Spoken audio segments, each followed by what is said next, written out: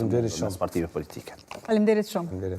Ndërka që nga këtu do të kalojmë në një tjetër diskutim, do të flasim realisht për Shqipërinë, e cila po hedh hapat e parë drejt adoptimit të euros, një proces i cili mund të ndryshoj, po themi edhe rrënjësisht ndoshta edhe ekonominë e vendit.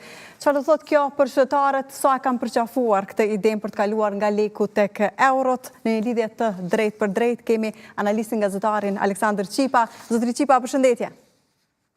Përshëndetje. Ju lutem më mundsoni që ta dëgjoj zotrin Qipa në studio. Qipa, si e keni pritur realisht dhe qytetarët, si e kanë pritur lajmin që Shqipëria po kalon nga leku tek eurot? Po në fakt ka një ndarje e cila është e përcaktuar nga stresat e shoqërisë shqiptare. Aktualisht stresa e mesme dhe e varfër e shikon si një problem serioz të kapërcim të monedhës kombëtare dhe transferimi i saj në monedhën europiane. Sepse praktikisht shoqëria shqiptare ka një strukturë të pagesave me shumë probleme, me diferenca të mëdha, dhe është një ndër arsyet pse qeverisjet e harkur kohër të 35 viteve formalisht dhe zyrtarisht nuk e deklarojnë nivelin e të ardhurave. Dhe praktikisht sistemi i pagave është gjithmonë në peshën specifike të rrethanave informale. Informaliteti financiar dhe ekonomik në Shqipëri, siç edhe parashikohet dhe thuhet në raportet periodike, është në nivel.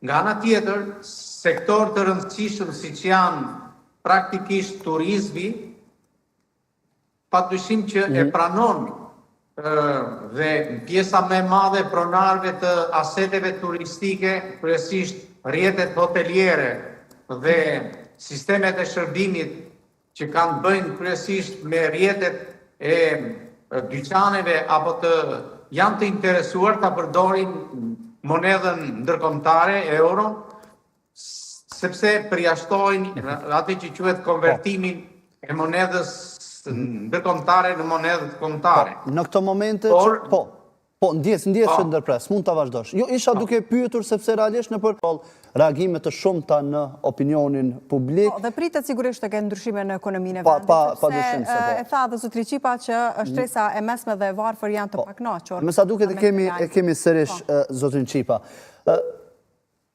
Duket sigur po e telefonon dikush vazhdimisht që pastaj po e ndërprej lidhjen. Valentina, po e përmendje edhe zotri Qipa ka shumë pakënaqësi tek qytetarët. Disa kanë të bëjnë me arsye të cilat ata kanë anën tjetër të tjerët. Mund të ketë pastaj edhe rritje çmimesh. Po, dhe në anën tjetër janë ata të cilët janë edhe të lidhur ndoshta me. Po, ja e kemi sërish zotrin Qipa, Qipa. isha duke ju pyetur në rast se Shqipëria si shtet është e gatshme me ato se çfarë euro mund të sjellë pra për vendin që të ndroj valutën monetare.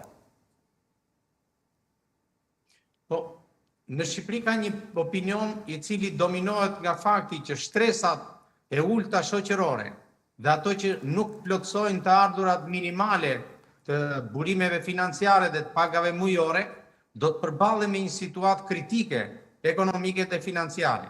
Sistemi i mbështetjes ekonomike për familjet e varfra dhe kryesisht individët që nuk arrin minimumin jetik të tyre, është i varfër në Shqipëri dhe me probleme shumë serioze. Edhe pse ka sipërmarrje të fundit nga ana e qeverisë për ta ndryshuar sistemin e ndihmës ekonomike për këto kategori dhe kryesisht për shtresat në nevojë. Problemi tjetër ka lidhje me sistemin e import-eksportit në realitetin ekonomik. Shumica e kompanive të biznesit dhe tregtisë me faktorë dhe burime të furnizimit jashtë territorit të Shqipërisë e shohin me interes dhe me optimizëm vendosjen e monedhës europiane, pra në rastin konkret të euros, sepse kjo shmang mundësitë e diferencave me tregjet e burimit prej vetë këtyre tregtarëve. Mirë po kjo krijon një problem me blerësin e brendshëm, me atë që quhet blerësin kombëtar, sepse në kushtet kur flasim për një diferencë kaq thelbësore midis shtresave masive në varfëri dhe shtresave të mesme të popullsisë, ata e kanë pamundur ta përdorin monedhën ndërkombëtare në kushtet kur diferencat e të konvertimit të saj janë shumë thelbësore dhe të luhatshme her pas here. Po, dhe zotri Qipa në anën tjetër, si që raportohet dhe të lutem më korrigjën në rast se e kam kuptuar gabimisht, Banka e Shqipërisë do të përcaktoj edhe dizajnin e monedhave metalike, eurot, më pas të cilat do të emotohen nga Shqipëria, gjithmonë sipas standardeve evropiane. Qëndrojnë këto raportime sepse të tilla i pashme për mediat e shkruara.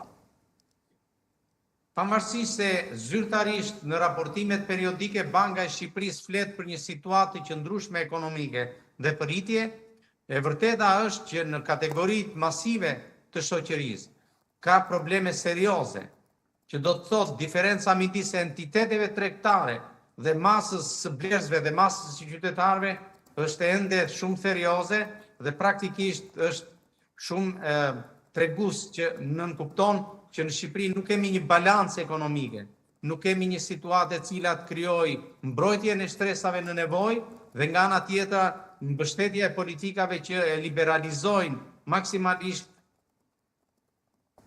kapacitetet e tij. Por Banka e Shqipërisë në të njëjtën kohë ka shprehur rezerva edhe për mënyrën se si raportet dhe politikat e kreditimit, kryesisht në sektor të investimit vogël dhe në mbështetje të sektorëve të më në nevojë siç janë blegtoria, bujqësia apo bizneset që kanë bëjnë në prodhimin e energjisë, janë po kaq penguese dhe problematike për këto diferenca të cilat i shprehen. Po, dhe zotri Qipa në anën tjetër, unë po flas vetëm në bazë të atyre të cilat edhe i pam. Thuhet se rrezikon më pas që të ketë edhe një rritje të çmimeve pas heqjes së lekut në Shqipëri. Mund të jenë këto raportime të sakta? Pra ka të bëjë kjo pak a shumë? Nga raportimet e deri tanishme rezulton që përgjithsisht asetet e turizmit, shërbimet hoteliere dhe ato të restoranteve kanë një politikë të kujdesshme për këtë vit për zbutjen e çmimeve. Po kjo nuk është e mjaftueshme, sepse praktikisht në kushtet e një krize e cila lidhet kryesisht me rrjetet e furnizimit të hidrokarbureve, të cilat ndlosin një rol shumë të rëndësishëm në ekonominë e Shqipërisë, këto kanë bërë të mundur që përsëri të rriten çmimet në sektor dhe lëmi të tjera. Dhe nga ana tjetër, një pjesë e madhe e shërbimeve publike janë në bjerje duke u dhënë prioritet shërbimeve private.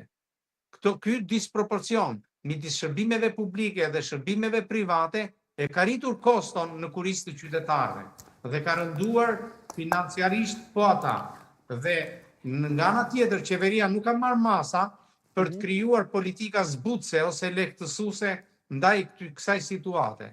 Dhe nga ana tjetër, sistemi bankar, gjithashtu, po të shikosh të dhënat e 6 mujorit të parë të këtij viti, rezultojnë me një mbështetje më të ulët në raport me vitin e 2025. Këtu e kam fjalën jo vetëm për politikat e kreditimit, por edhe shërbimet të tjera që lehtësojnë përdorimin e monedhës kombëtare në disproporcion me monedhën europiane. Fakti që pjesa më e madhe e rrjetit të shkëmbimit të monedhës në realitetin e Shqipërisë flet për një rënje të monedhës ndërkombëtare, shumica e ekonomistëve dhe financierëve dhe ekspertëve të tregëve e konsiderojnë këtë një fiktivitet dhe nuk ka të bëjë fare me rrethanat e fuqizimit të monedhës kombëtare, por përkundrazi është e lidhur drejt për së drejti me rrethanat e informalitetit financiar dhe ekonomik që ka ende në Shqipëri. E qartë, zotri Qipa, sigurisht për ne kosovarët pastaj do t'jetë më e lehtë kur të kalohet në euro, sepse nga njerë edhe kemi pasur të vështirë t'i kalojmë kështu aparat pro lekun tek eurot me gjitha të. Shpresoj që Shqipëria të kaloj sa më lehtë këtë procesit dhe të kaloj sigurisht pa pasojat mëdha për ekonominë e vendit. Qipa, të falenderojmë shumë që ishe në këtë lidhje të drejt për drejt. Faleminderit. Faleminderit shumë edhe njerë Qipa për kohën, ndërkaq nga këtu në rast se regjia më konfirmon se kemi mysafirin tjetër të gatshëm, do të vazhdojmë të diskutojmë për evente kulturore. Mirë po, këto do e bëjmë fare pas pak, një grup i famshëm rikthehet pas 25 vitesh në skenë, gjitha detajet i mësojmë pas një shkputje të shkurtër publicitare.